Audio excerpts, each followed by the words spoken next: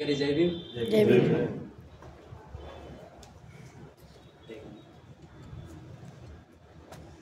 14 April 1891 या पृथ्वी तलावर महामानवाचा जन्म झाला. आता बाबासाहेबांना आपण महामानव म्हणतो, कोणी देव म्हणते, कोणी काय म्हणते. पण देव म्हणलं तर चालणार नाही चालणार. त्याची परिस्थिती सांगतो मी तुम्हाला. तर थोडक्यात 5-10 मिनिटात मी बाबासाहेबांचं पूर्ण जीवनचरित्र तुम्हाला सांगतो. बाबासाहेबांचा जन्म 14 एप्रिल 1891 साली झाला.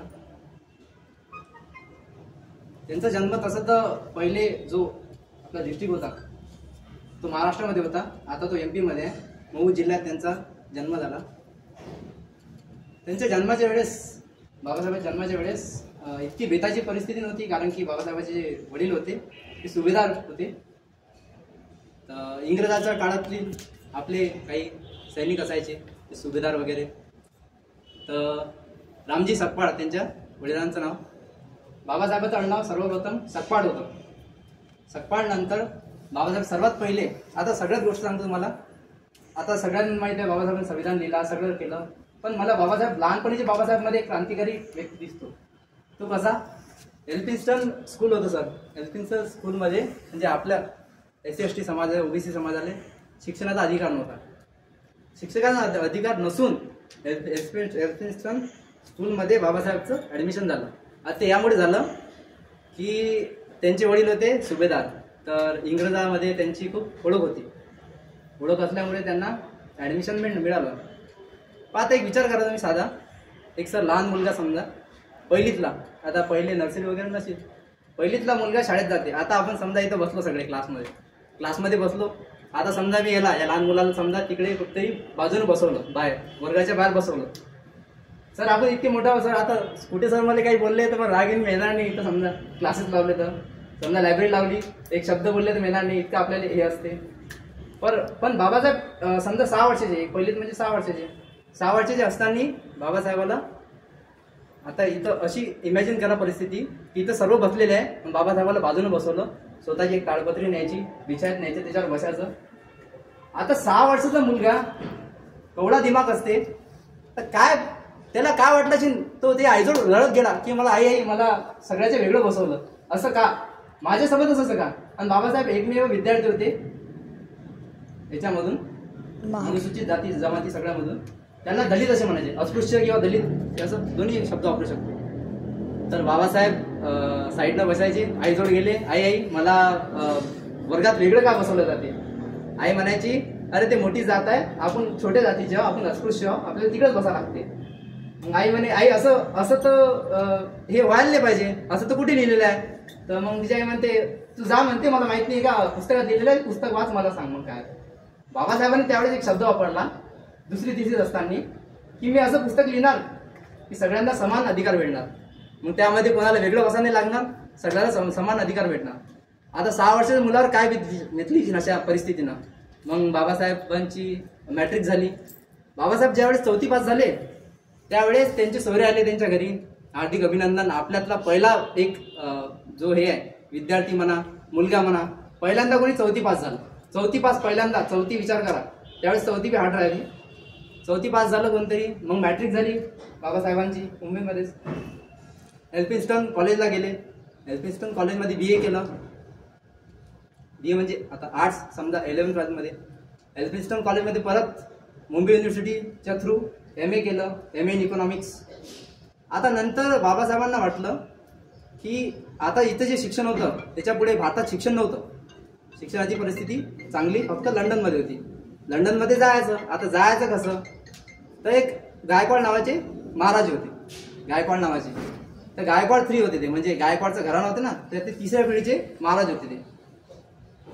तर त्यांचं नाव शाहू महाराज होतं. तर त्यांनी बाबासाहेबांना स्कॉलरशिप दिली. बाबासाहेब गेले, ते शिकले, तिथून MA करून आले, PhD करून आले. PhD करून आल्यावर बाबासाहेबांना काय वाटलं, आता आपण समजा इथून निघालो, आता भारतात तुम्हाला माहिती किती जाती व्यवस्था आता बी सध्या आहे.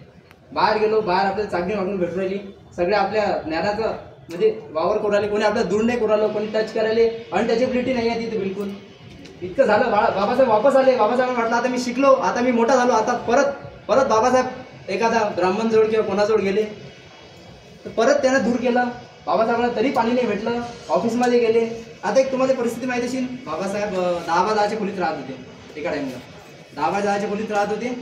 त्यावेळेस म्हणजे त्यांचं ते नोकरी करायची होती त्यांना. शाहू महाराजांनी असा कॉन्ट्रॅक्ट दिला होता की तुमचं शिक्षण झाल्यानंतर तुम्हाला आमच्या इथं नोकरी करायला लागेल. एक ऑफिसर लेवलची जॉब होती. आता एक ऑफिसरची काय पद असते सर, त्यामध्ये काहीच हे नसते. तरी बाबासाहेबांना वेगळं पाणी द्यायचं, फाईल अशी फेकून द्यायचा. जो तिचा हे असते शिपाईची पा किती हे त्याची मानसिकता पा, ऑफिसरला तो फाईल फेकून देऊ राहिला. असं झालं बाबासाहेबांसोबत. तर बाबासाहेब एका मला वाटते शीख धर्म का कोणते ते धर्माचे खोलीवाले होते ते, म्हणजे ज्यांची खोली होती ते, त्याच्यामध्ये बाबासाहेब थांबले. तर बाबासाहेबांनी स्वतःची जात नाही सांगितली, जात यासाठी नाही सांगितली की आपल्याला लावून देते. बाबासाहेबांनी सांगितलं मी हिंदू आणि मी म्हणजे असंच थोडं चांगलं सांगितलं क्षत्रिय वगैरे मध्ये की मला राहू द्या तुम्ही, मी राहू शकतो इथे. बाबासाहेब राहिले. मग रात्री सगळ्यांची मिटिंग भरली गावभराची. 100-200 जण बाबासाहेबाच्या दरवाजासमोर उभे, कोणी काठी घेऊन हातात, कोणी शस्त्र जे बी घेऊन. आता बाबासाहेबाची अशी खासियत होती की त्यांचे अनुयायी त्यांच्यासोबत होते. जसं शिवाजी महाराजले चांगले त्यांचे मावळे जे असतील ते लाभले, तसे बाबासाहेबाची किस्मत त्यामध्ये एक चांगली होती की आपल्याला त्यांचे अनुयायी चांगले लाभले. तर 10-10च्या खोलीत फक्त एक दरवाजा होता म्हणतात पुढच्या दरवाजावर तुम्ही समजा एवढे जण उभे मारायले, मी एकटा थांबलेला आणि 1-2 जण माझ्यासोबत. तर बाबासाहेब तिथून कसे निघता परंतु कोणाला माहित नाही. हा एक संजोग आहे, म्हणजे एक मोठी गोष्ट आहे. याचं सध्याही खुलासा झाला नाही याच्यामध्ये. बाबासाहेब निघाले, तिथून वाचले, परत लंडनमध्ये गेले, लंडन स्कूल ऑफ इकॉनॉमिक्स, त्यामध्ये PhD वगैरे केली. बाबासाहेबांवर किती डिग्री आहेत? 32 डिग्री. काही डिग्री कसे भेटले त्यांना? त्या सगळे डिग्री केले का? त्यांची जी एक हे असते, समजा आपण एक विद्यार्थी जीवनामध्ये समजा एक आपली पोच असते ना, त्यातून आपल्याला काही डिग्री आपल्याला भेटतात, जसे MA, BSc. आणि बाबासाहेबांनी बिना BScची MSc करेल आहे. हे माहिती आहे कोणाला? बिना BScची MSc केलेली आहे. ते बी इथं ते म्हणत होते आपल्या भारतात अशी व्यवस्था नाही आहे, पण दुसऱ्या देशात अशी व्यवस्था आहे, तिथं MSc केली. बाबासाहेबांजवळ सगळ्यात मोठी डिग्री होती DSc, doctor of all sciences. त्याचा अभ्यासक्रम असतो 8 वर्षाचा. बाबासाहेबांनी तो 2.5 वर्षात केला. 2.5 वर्षात 8 वर्षाचा अभ्यासक्रम केला, 2.5 वर्षात केला. परीक्षा दिली. रमाबाई त्यांचे खूप हाल होते, गवऱ्या थापून त्यांनी पैसे कमावले. त्याच्यावर बाबासाहेब त्यावेळेस एक घोषणे चालवत होते आपल्या, जशी आता चालू आहे ना आपलं पार्टीचं, तसे घोषणे चालवत होते बाबासाहेब. तर एकवेळेस काय झालं परिस्थिती, रमाबाईचं एकदम हे आहे, याच्यामध्ये सपोर्ट सिस्टम आहे एकदम मोठं. किंवा आता समजा इथं आता मेस आहे, तर मेसमध्ये आता बाबासाहेब ते पूर्ण पैसे ॲडजस्ट करत होते, तर पैसे संपले, मुलं उपाशी होते 2 दिवसापासून. रमाबाईने मंगळसूत्र किती मोठं मानतात सगळ्या बाया, पहिले तर एकदम जास्त मानतात मंगळसूत्राले, हाती लागू देत नाही त्याला. रमाबाईने ते मंगळसूत्र मोडलं, विकलं आणि 2 दिवसाचं जेवण मुलांनी दिलं. बाबासाहेब आले परत. बाबासाहेबाचे 4 मुलं, तुम्हाला माहीत असेल, बाबासाहेबांनी 4 मुलं गमावले. बाबासाहेब इतके लढले, ज्यावेळेस त्यांचा दुसरा मुलगा का तिसरा मुलगा होता, बाबासाहेब म्हणत की हा माझा मुलगा माझी चळवळ पुढे नेईल. तर ज्यावेळेस तो मरण पावला त्यावेळेस बाबासाहेब इतके लढले, त्यांच्याजवळ आता आपण हे असते ना एक पांढरा कापड आणतो, ते आणायचे पैसे नव्हते. रमाबाईने लुगडं काढलं, लुगडं दिलं, त्या लुगड्यात त्याला नेलं. अशी परिस्थिती बाबासाहेबावर. आता एक सांगतो तुम्हाला, आता कोणी देव वगैरे करत असेल, देव आहे असं आहे ते आहे. तुम्हाला सांगतो एक गोष्ट, बाबासाहेब कोणते देव आहेत, समजा देव असतील तर कोणते देव आहेत सांगतो. तुम्ही मंदिरात जा, तुम्हाला देवाला मानायला लागेल. तुम्ही मस्जिदमध्ये जा, तुम्हाला अल्लाला मानायला लागेल. तुम्ही चर्चमध्ये जा, तुम्हाला गॉडले मानायला लागेल. हां, तुमचं काम असेल, समजा तुमची इच्छा आहे की मला नोकरी लागायचं, काही बी इच्छा असेल, तुमची अडचण असेल, तुम्हाला देवाला मानायला लागेल असे म्हणतात. पुजारी, मौलाना, फादर सगळे म्हणतात. पण बाबासाहेब असे देव आहेत की तुम्ही माना की नका मानू, अपशब्दही वापरा. कोणी वापरते बी, पुढून कोणी काय म्हणते, कोणाचं दात दिसत नसतात बरोबर, कोणी काही मागून म्हणते, तरी बाबासाहेबांचे उपकार आहे. बिना पूजा केलेला पावलेला देव कोण आहे?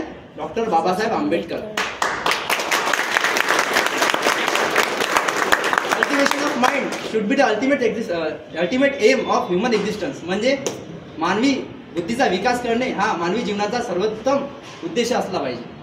आता यासाठी म्हणलेल्या बाबासाहेबांनी, कारण की जे विचारधारा आपल्या भारतात होती पहिलूनपासून, जे जाती एक ओशोला ओळखते सगळे, ओशोला माहिती सगळ्यांना. ओशोने काय म्हणलं, आता आपल्यावर इंग्रजांनी राज्य केलं, इंग्रजाचं राज्य मला इतकं मोठं वाटत नाही. आणि तुम्हाला सांगतो इंग्रजाचं भारतात होण्याचा बी एक फायदा होता. इंग्रज आले त्याचं नुकसानच नाही, असं नाही, नुकसान असं नाही, फायदाही होता. ओशो म्हणत होते, हे नको शिकू की आपण गुलामीतून निघालो कसं हे शिका, आपण गुलाम बनलो कसं. तर आम्ही बी तसं गुलाम बनलो, सगळे अस्पृश्य हे गुलाम कसं बनलो.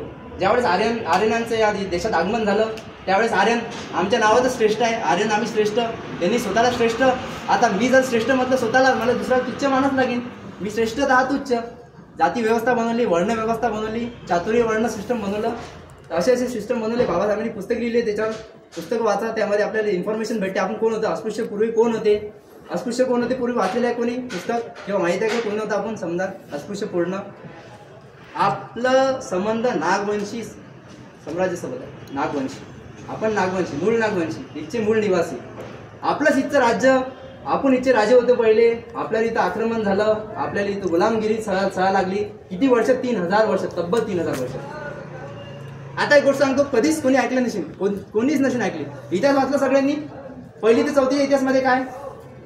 शिवाजी महाराजचा आहे. 5वी ते 8वीच्या इतिहासमध्ये काय जवळपास बाकीचे राजे.